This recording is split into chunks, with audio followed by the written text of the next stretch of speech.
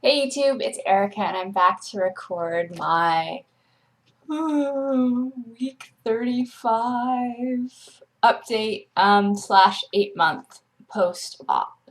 It is Thursday, December 27th, just a couple days after Christmas. And okay, so first, sorry it's taken me so long, over a month, to come back on.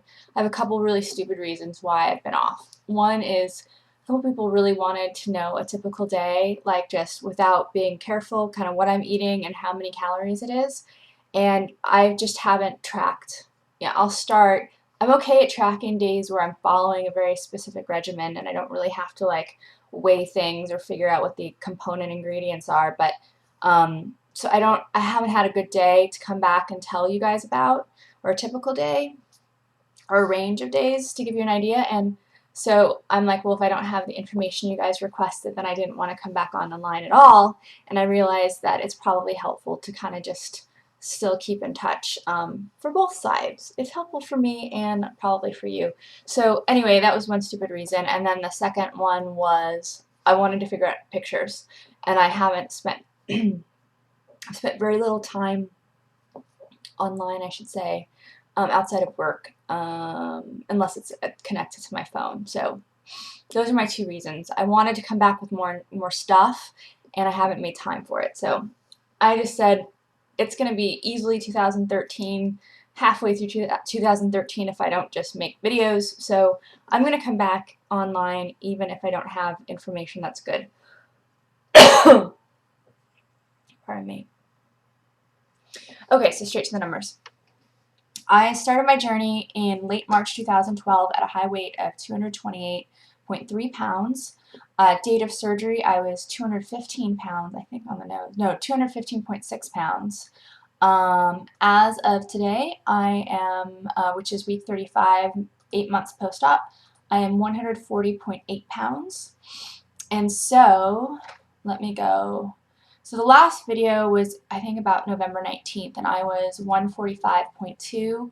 I think in that video I stated I wanted to like get to, I think, 140 by my holiday party, and I didn't. I think I was about like 144, but that was fine. So since my last video, a little over a month ago, I've lost 4.4 pounds, and quite honestly, I've had a little bit of time. It's really been over the last couple weeks, and I did start kind of refocusing on, I've always been cognizant of protein, but kind of just focusing on really protein and cutting out carbs and kind of going back a little bit to basics, but honestly not religious about it at all. Still having flavored syrup in my coffee and other things that I wanted I'd have. So but I cut back.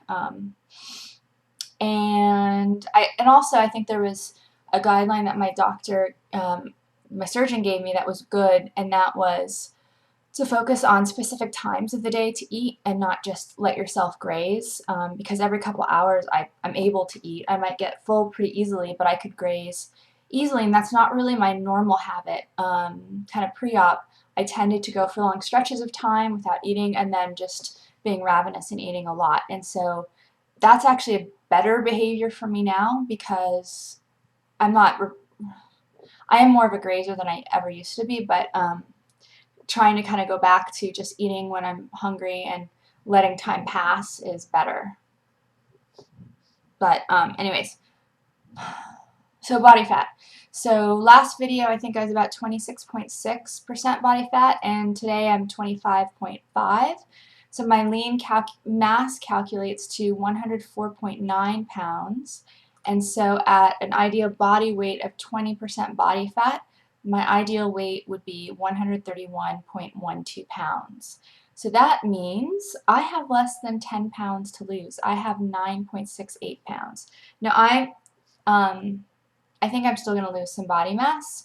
I need to increase my protein because I don't think I'm usually over 100 grams of protein. And I think if I at least met per pound 1 gram per pound of lean mass, then I'd probably maintain my lean mass. But I'm not doing that yet, so I need to up my protein.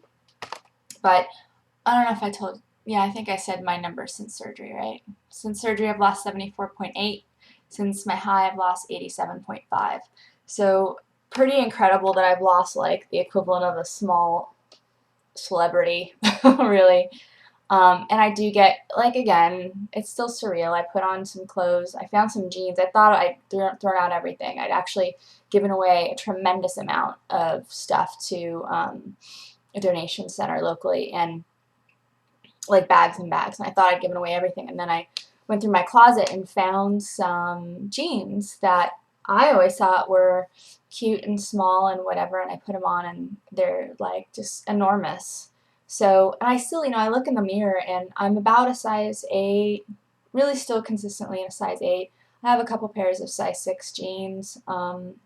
Size 10s are hit or miss. Like size 6 can be tight or they can fit, and same thing with 10s. They can either be too big or they can fit. So I'm really probably a true size 8. But anyways, I still, even though it's a size 8 and that sounds tiny compared to where I was, and that always, even a 10 has always sounded really small, I look in the mirror and I don't see someone who's small. And what's odd is, like, my parents are like, okay, you can stop losing weight now, just maintain this, and just keep working out and stuff. But I still see, and I'm probably more sensitive to my imperfections now because I have parts of, I think I probably have talked about this before, but I have parts of my body that are very toned. Like my arms and my back, because I swim, are really toned. In fact, people, when they see my upper body in particular, and I've got really pretty defined legs as well. And so when they see my legs and my arms, then I'm told now, I often, and I think I mentioned this also in a prior video, I'm told often, like, it looks like you work out a lot. And what's funny is, and this is a tangent, but a long time ago I had a trainer and we were going over goals, and I had no specific number in mind. I'm like, I don't really have, the only goal that I could really think of was I really wanted people to look at me and know that I worked out and maybe even ask me what I do. I wanted to physically, like from the exterior, instead of someone looking at me and seeing a fat person and assuming I eat a lot, I wanted them to look at me and see that I go to the gym or whatever. I don't really go to the gym that often, but I swim. But I wanted that to be the first thing that they see. And now that's what I'm there. I mean, I got a massage recently. I was laying on the table ready for her to come in. She came in and she goes, "Man, you're built," which is probably inappropriate for masseuse to say that. But she was seeing my upper back, and because I'm just, parts are lean, but I've got parts that are not lean. And I'd like to be able to sculpt those parts. Like I mentioned, the boobs are kind of like flat pancakes. And so I'm actually starting the process of looking into surgery for that.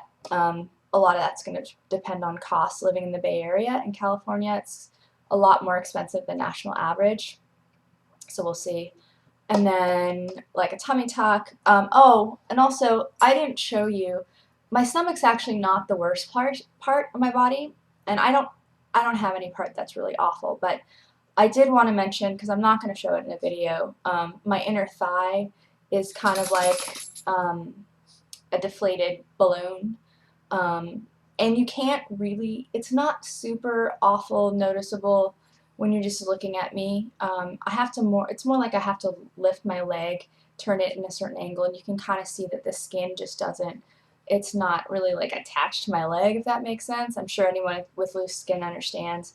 It's not awful, but it's not what I want it to look like. And my booty, is just a little, it's deflated too. I mean, it's not as bad as the inner thighs, but it doesn't have a ton of shape. If I clench my butt, I have like these weird wrinkles. So my butt, inner thighs, stomach are the worst places, and boobs. Boobs can get fixed. They will get fixed eventually. And the rest of it, I think I'm just going to work out and see how it responds. I think the inner thigh, I'd have to have surgery for that as well. And again, it really just depends on cost and stuff. So anyway, I wanted to mention that because I didn't show you the worst part. I kind of was talking about my stomach because I do want to do, I am not crazy about that either, but I realize that I'm pretty lucky. I'm pretty lucky that I didn't have a lot of problems. So it's 10 minutes. I'm rambling. So the other thing I wanted to talk about is pooping and puking. Yay! I forgot to mention pooping pooping in my last video, and puking.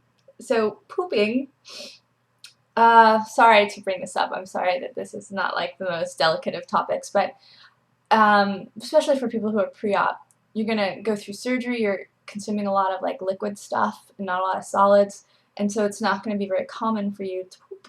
And when you do, it's not gonna be incredibly solid. And that's just kind of the way it is for a while.